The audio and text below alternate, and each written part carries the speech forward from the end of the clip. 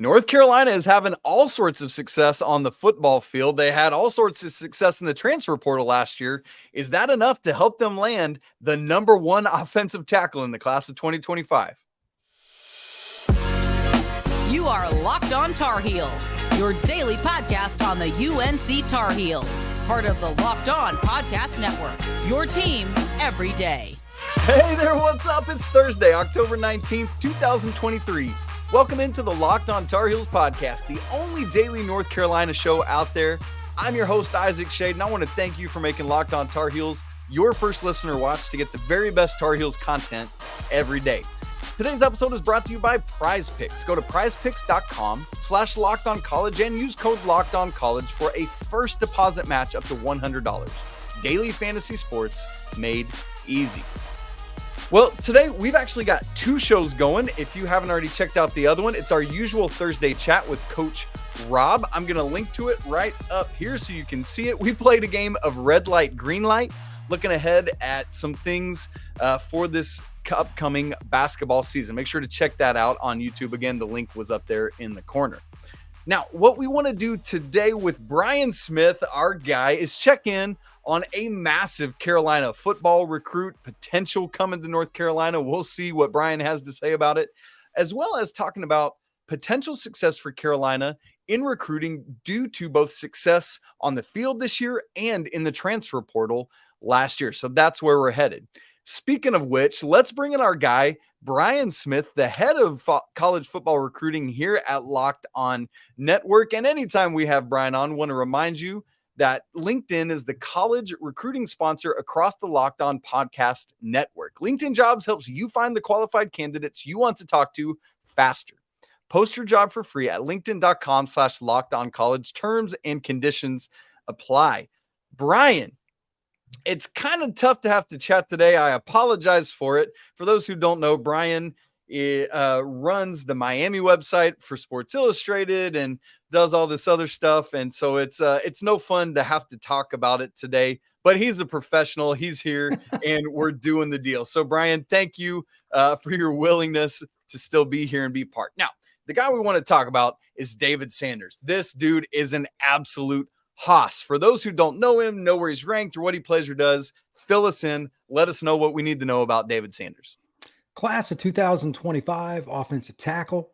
He, when I interviewed him a few months back, he was originally planning to be a hoops guy, which Carolina fans are obviously very accustomed to. But he told me a funny story. He said, when I was in about 8th grade, some of the football coaches told me it was a matter of time. And he'd started kind of getting into that too. And they're like, you're going to end up at offensive tackle. You're going to end up at offensive tackle. And he did, of course, nobody thinks they're moving to O-line. But now he's got a chance to be a multimillionaire for doing it. Now he's all about it. Yeah, once he learned about the money. Sure. Yeah. Shocker, right? It's really funny that happened that way. But he runs like a tight end, but he's 280 plus pounds. Grief. He's a great kid, very articulate. He's from Charlotte area, goes to one of the private schools there, and he's probably got 50 offers already. And he's only a junior high school. When we saw him at the Under Armour Combine earlier this year in Atlanta, he stuck out like a sore thumb amongst every kid there. And there's over 100 kids there going to play college football. He was one of the top 3 or 4 guys there as an underclassman. But again, the fit is there, and North Carolina is on him hard. They were just hosting him this past weekend. They're going to be battling some pretty interesting schools, though, to get his signature because it's going to be a long battle. Long battle indeed. For what, would you say, at most sites, I think at 247, he's the number 1 overall player in the class. I think the composite, he's like maybe 3rd.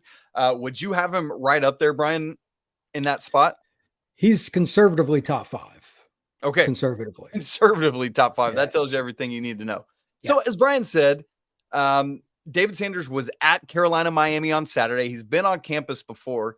Why was it important for him to specifically be at, for Miami, it's a different conversation. They've been part of massive games so many times throughout their history. For North Carolina, it don't happen every year or every week, obviously, Brian. So at a game of this caliber, of this magnitude from a national perspective, why was it a big deal for David Sanders to be in Keenan Stadium on Saturday night? In my lifetime, I've never seen an environment quite like that one at Keenan. You follow it obviously much closer than I, but name the closest one to that environment. I can't. And obviously the third quarter in particular, Carolina kind of took a whooping to Miami 21-0. That place is electric. It's usually a vibrant crowd, but it's not like the Georgia, Alabama, Clemson, those kind of crowds are usually a little different. So that's going to give him and his family, very key note there. His family was there. They're going to see what that was about. That's important because it's hard to beat those schools when you're looking at it from a football perspective. And I get it. Like those people just live it and die it every day. That's all they do. Right. So Carolina being a basketball school first does not help in this endeavor. But that environment says, hey, we're turning things around. And of course, Drake May helped a little bit. Tez Walker might have been all right. Those are things they can show though. Hey, we're not only winning, we're doing it in an exciting fashion with offense. It's a big environment. Look, the crowd's going crazy. It's a night game that's on national TV. We can be like Georgia. We can be like Tennessee. We can be like Florida State. Those are the things you got to do if you're going to get a kid like Sanders. And you mentioned Carolina being a basketball. I mean, honestly, Brian, right now, Carolina is a football school. They're ranked higher in the football AP poll than the preseason basketball poll. That's surprising. No, in all seriousness, yeah, as you said, basketball is always going to be first at Carolina. So that's something that he has to reckon with. And in fact, it was a massive weekend in Chapel Hill. They had the basketball team, both men and women, had their late night, midnight madness that Carolina calls live action on Friday night. And then Saturday had this massive game. So if you can have those kind of fall weekends, is there something that would be enticing for that for a young man to stay a little bit closer to home than going to Athens or going up to Columbus or Tuscaloosa or wherever else it might be? I don't see how it couldn't help. I mean, it's a really good school academically, and obviously the history in basketball gives it some shine. But now you're starting to rise in something else that obviously is related to Sanders or anybody else like him. I think you're going to see more 4 and 5 star kids visit Chapel Hill, not only from in-state, but out of state. You've got to win those big matchups every now and then. Carolina hasn't done a real good job with that over the last, say, 40 years. Sure. Now that you have one of those, and Mack and his staff are going to recruit hard. We know if one thing about Mack, he's going to be on the phone. That's his deal. He's always enjoyed it. That's not going to change. But they've also got an opportunity to say, look, this is what we're doing on the field. This isn't only the future. We're good right now. You can come and be the final piece to us getting over the hump. So that's important, man. And why not? I mean, it's a great school. That area is very vibrant. It's not hard to sell the Tri-Cities area to a recruit, no matter which one of the 3 schools you're at, but you're winning.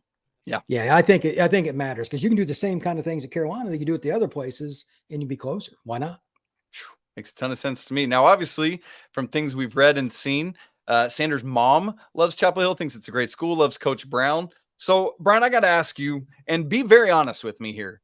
Do the Tar Heels have any kind of legitimate shot at landing this guy that, as you said, conservatively is a top 5 overall player in the class of 25? They do. He wouldn't have visited You there. said with hesitation, they do. Well, I mean, this is step 1. Right.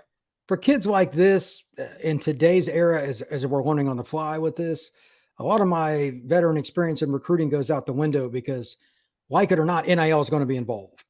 He's going to get money bags thrown at him left and right because left tackles are rarefied air. And this is a first day draft pick kind of guy.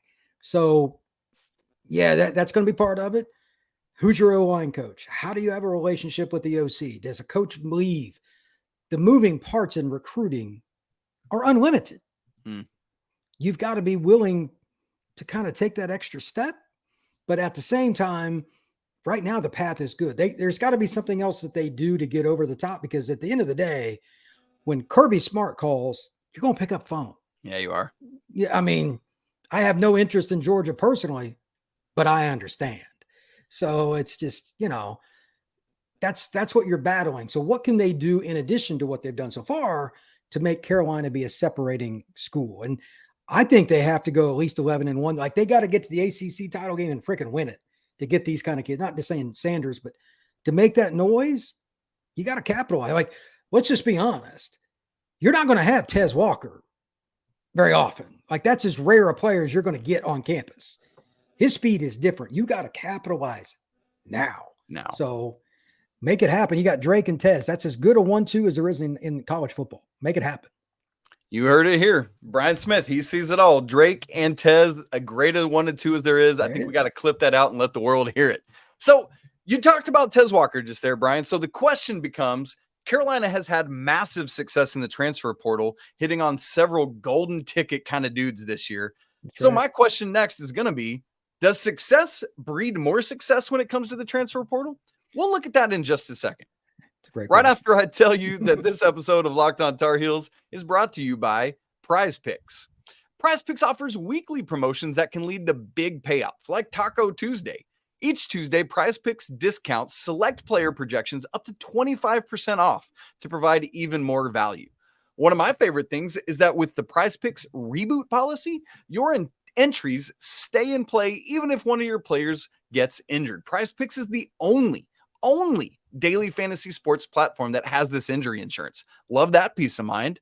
Seriously, this thing is crazy to do. All you have to do is pick 2 or more players, and they give you a stat, and then you just say more or less on that stat. For example, Drake May's passing yards for this week is set, how about this, Brian? 225.5. I'm pretty sure Drake May might touch that against Virginia on Saturday, unless Omarion Hampton just runs wild and Drake doesn't have to ever throw the ball. I'm hitting more on that every single time. So go to prizepicks.com/lockedoncollege and use code LockedOnCollege for a first deposit match up to $100. Again, that's prizepicks.com/lockedoncollege and use code LockedOnCollege for a first deposit match up to $100. Prize Picks, daily fantasy sports made easy. Want to remind you also that coming up on Friday is Locked On College Football Kickoff live on every Locked On College YouTube channel, including ours, Locked On Tar Heels YouTube page, 11 a.m. till noon Eastern. The guys are getting you ready for all the action this coming week end of college football, including that Carolina-Virginia matchup that I just mentioned. In fact, our guy Alex Dono at Locked On Canes is going to be trying to help figure out how Miami can rebound from this odd 2-game losing streaks that the Canes have right now. Make sure you tune in. Locked On College Football Kickoff live this weekend.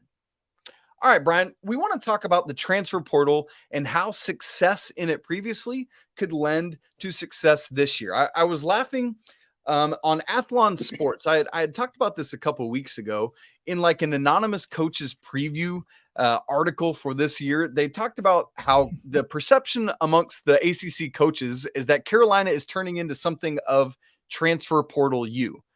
And I say, okay, maybe, but also I say, awesome.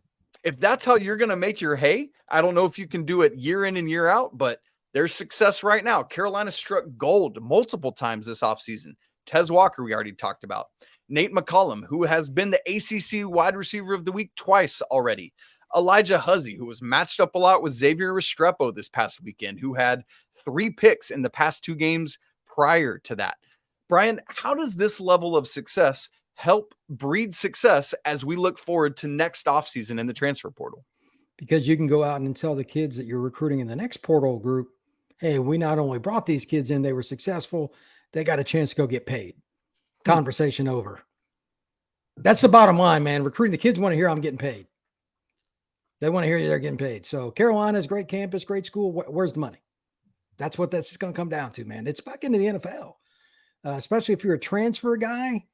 Your window has already shrunk. So that pick is more important than your high school to college pick, because now you're down to a spot where if you transfer again, you're supposed to sit out, although the NCAA is weird about that. That's another story. Don't get me started on the NCAA. I go for hours. But it's a possibility that they're going to be at the top of the board for kids they may not have been last year, because the kids they did get, they hit with. I think Florida State has done the best job of anybody. They got like over half their starters are it's incredible. They've hit on more than anybody, but there haven't been many schools, and Carolina's like right below that, just not as many. But is there a better transfer guy than Tez that's popped up out of the middle of nowhere here recently? And the answer is no. You and I were talking about before the show, Miami wins that game. Tez doesn't play. I'm sure Carolina fans are throwing rocks at the screen and all that stuff. You can't defend what he does. Yeah, I mean, I read an article that Dono wrote that he quoted you in it from one of y'all shows where you said they meaning Miami are not going to play another Tez Walker with that speed and that size all season long. No, I mean, he's a top 10 to top 15 pick.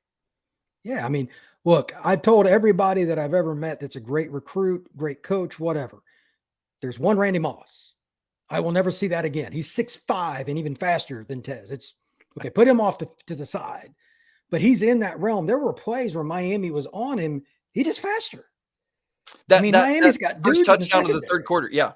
I mean, look, and Drake helps. Don't get me wrong, Sure. but like he just separates from guys. And he's 6'2.5". He's going to be an NFL number 1. So those are kids for Miami. Like their secondary is okay, especially at safety, but at corner it's all right. Yeah. And he smoked him. He just flat smoked him, and they isolated him. Great job by the Carolina coaches.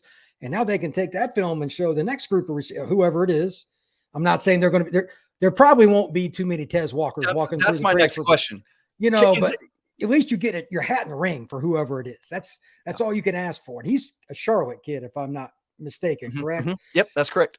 He was a late bloomer that some people screwed up on. Let's just call it what it is. Because, I'm sure Mack's like, how the heck did we miss it? Well, I think it's COVID. I think that plays a massive role in it, Well, that's part of it. Yeah, because some of the kids, they didn't get out to the camps and combines and everything. Like, it's not the same deal. But now, how hard do you think it is for the wide receiver coach for the Tar Heels?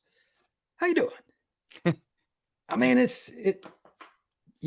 me send you that YouTube clip. You know what I mean? Like, it's not hard. Well, so they've proven it. And that's another factor, Brian, is, obviously you just mentioned it. You hate how the Tez Walker situation played out with the NCAA.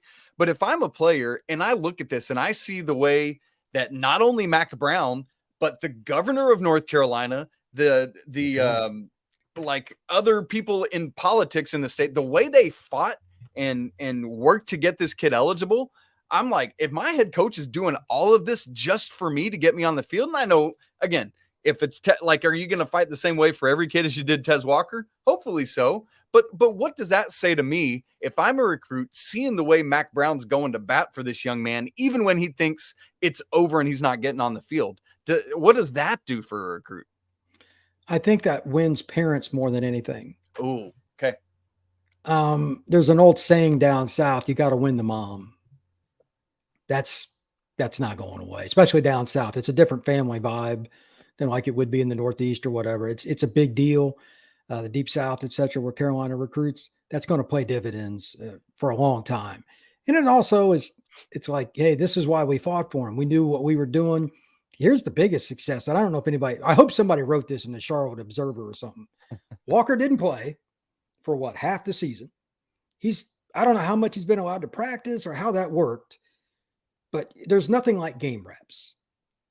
Not only did he just walk into a game, Miami's got dudes on defense. That's right. And he annihilated them. And there's no two positions that are more connected yet harder to get timing with than quarterback and receiver. They helped him get there without game reps, basically, against that kind of competition. That's an incredible coaching job by by UNC staff. That's something that needs to be talked about. And I guarantee in recruiting that's going on too. So, and it should be. This is what we can do in a short time. Imagine what we can do for you if you enroll early and blah, blah. I mean, it's endless. The amount of recruiting that UNC can take advantage because of Tez Walker. Well, and we talk about, like you mentioned, the importance of somebody's got to throw Tez the ball, right? I mean, if you've got just old noodle arm over there, it ain't going to cut the mustard the same way Drake May is. And that's something that Carolina's looking at for next year is, you've got some potential guys behind him in the program, but I'm not going to be shocked at all if Carolina's out trying to find a quarterback in the portal next year, which would be the first time they're trying to do that in the transfer portal era. Seeing the way that the Carolina coaching staff has utilized Drake, seeing the wide receivers in the stable, knowing they've got these dudes to throw to, is that going to be a help this first time of probably looking for a transfer quarterback? It goes back to the thing I mentioned a minute ago. If you're transferring the window has shrunk.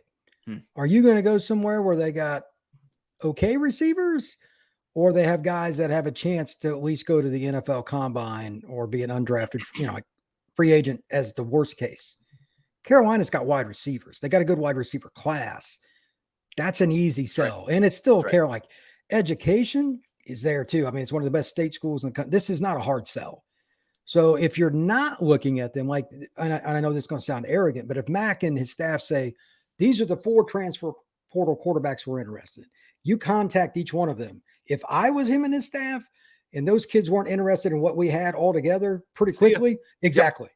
Like this may not be because this is not a rocket science adventure. This is a forest for the tree. Like it's right in front of you, bro. This is a great opportunity on every level.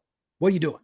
So Carolina's got a great chance. It's unfortunately what I think, I mean, there could be some changes, going to be a much poorer transfer portal quarterback group this year. But at the same time, Carolina should be towards the top of the board because Drake's going top 10 in the draft conservatively, if not top 3. So how hard is that to sell? Yeah. He could come back. He's not going to, but he could. Zero chance. Zero chance. I love it. Now, Brian, we just talked about success in the portal. I want to look at the success on the field because as we talked about, for Carolina, this is a unique thing this year. Being 6-0 has not happened since 1997. So how is that on-field success going to help both in the high school and transfer portal ranks in terms of recruiting? We'll look into that in just a second. Right after I tell you that this episode of Locked On Tar Heels is brought to you by Jace Medical. Brian, I don't know about you, but my life is crazy busy. I don't have time to be scheduling doctor's appointments, going and getting antibiotics and prescriptions from the doctor. I just need to get it figured out. Or perhaps you're in a situation where there's storms or shortages, supply chain issues, whatever it is. You got to be prepared now more than ever. And everyone should be empowered to care for themselves and their loved ones during the unexpected when it happens. That's why Jace Medical offers you the Jace case, which provides 5 life-saving antibiotics for emergency use and gives you peace of mind so that you're not just hoping you have access to medication in an emergency or when the unexpected happens. Jace Medical and the Jace case make sure that you have that medication in hand. It's simple. They handle everything from the online evaluation to licensed pharmacy medication delivery and ongoing consultation and care. So don't get caught unprepared. I love this peace of mind that Jace Medical can provide. Get $20 off on these life-saving antibiotics today from Jace Medical by using our code LOCKEDON at checkout on jacemedical.com. That's JASE medical.com. Doctor created, doctor recommended. That's Jace Medical. Brian, the North Carolina Tar Heels are 6-0. It's the first time since 1997. They've scored 30 or more points in all 6 games. The only other time they've done that in program history is 1914. That's what we're talking about here, the level of success for the Tar Heels right now. And as I mentioned earlier, maybe we talked about it before we started recording. I can't remember right now. But the next 3 games are Virginia, Georgia Tech, and Campbell. Very easily could be 9-0 heading into that closing stretch of Duke, Clemson, and NC State. So the Tar Heels having this level of success that's been building in Mack Brown 2.0. How does this level of success, we talked about transfer portal success, breeding success. How does on-field success breed recruiting success? It's kind of going back to getting kids to the NFL and being an exciting environment. Like, again, I could be wrong, but I don't remember the last time Keenan was like that. It may not have been in my lifetime. And, it just like it helps having Drake. Don't get me wrong. Cause like the expectation with a quarterback they're not going to have another quarterback like that in my lifetime. Probably. I mean, that's rarefied air, but at the same time, they capitalized. A lot of times when teams kind of have that, okay, this is your moment, they miss it. Yeah. And that's usually what Carolina's done historically. But again, Drake May kind of helps, and that Tez Walker guy and all that, they maximize their chances. I think this is going to be sustainable, not only in the sense, okay, next couple of years, but Max should be able to recruit well enough, hypothetically, that when he steps down, the next guy is going to have something to work with.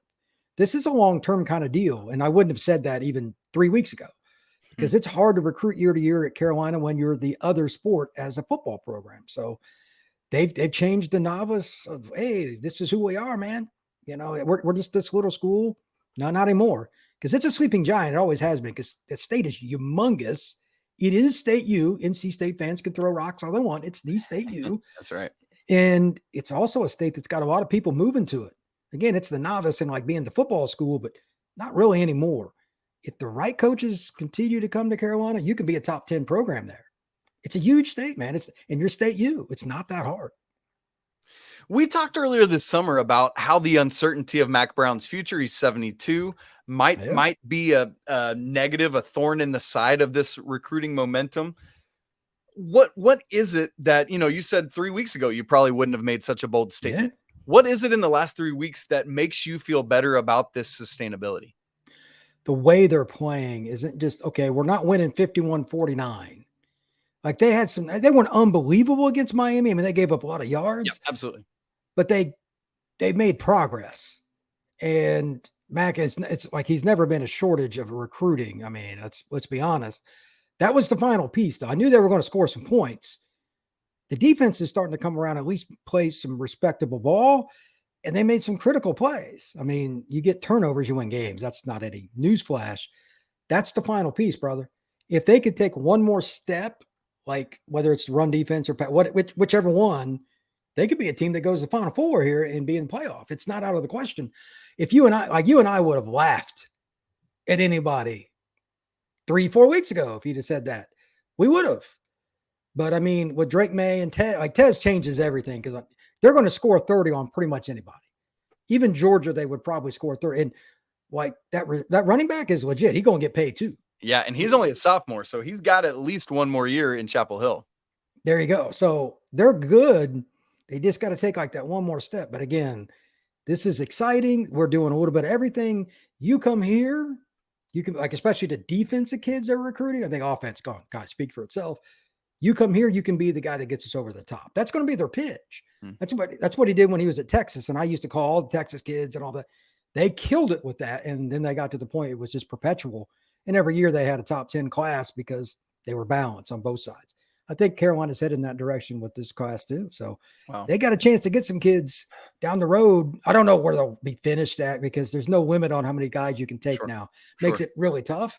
But like per capita, they could have a top 10 class because they could flip some kids, et cetera, that I didn't think they had a chance at. But now. And to do that, you got to keep the success. So that's exactly the thing. So last year, you have this closing 4-game stretch where you go 0-4. It started with losing to Georgia Tech at home, which you just cannot do. Yeah. Right. Like that is no an comment. No comment there. That's terrible. But then you lose to NC State. You kind of get embarrassed a little bit by Clemson in the ACC championship. And then you lose a tight one against Oregon in the bowl game. Let's say Carolina can keep this thing rolling, win these next 3 winnable games, maybe go 2-1 in that Duke, Clemson, NC State stretch. I think that's conceivable. Yeah. And then make an ACC championship against Florida State. Again, potentially, we'll have to see how things actually play out. What do they need to do? Like, let's say we get to that point. Is it more important to make an ACC championship game, win or lose? Or is it like getting there and kind of getting embarrassed like they did last year in terms of recruiting specifically? Would you rather make the game and get blown out or just not make the game at all in terms of like national recruiting perception? I think I would rather make the game, but I'd be shocked if they got blown out just because they can score so much. Yeah. Unless they shoot themselves in the foot, which does happen. I mean, Miami's just turned the ball over like crazy. They got 9 turnovers in the last 2 games. Or if you're Plaxico Burress, who literally shot himself in the foot. Well, that's man, that's a whole nother story right there.